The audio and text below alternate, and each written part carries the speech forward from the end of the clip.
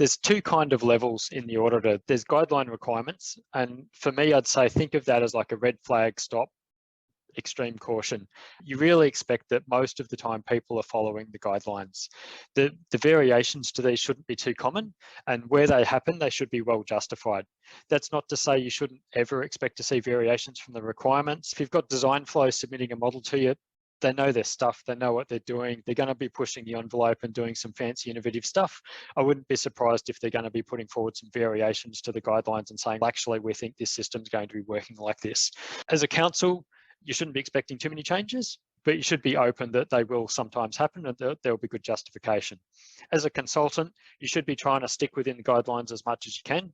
But if you think you've got a better answer or you're more accurately representing what's going on, don't be afraid to put forward those justifications to council and ask the question and say, this is what we want to do. This is what we think is the best thing.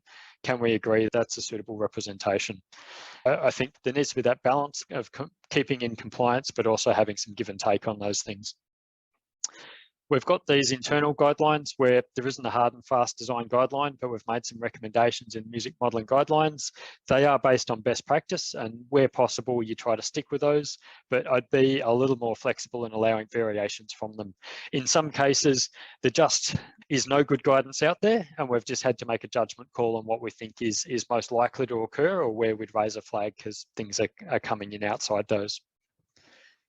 The final one is these recommendations, and this really is looser. It really is based on engineering judgment and what's preferred and what's most common and typical. And I expect there will be relatively common variations to these and deviations where people are saying our system's actually a bit different to the average.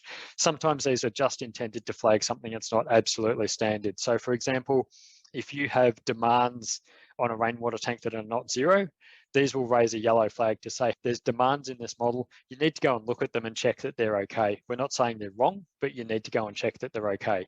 So I wouldn't blink at passing that yellow flag, but I would look at the demands and make sure that I'm comfortable with the assumptions being made and that they're documented somewhere.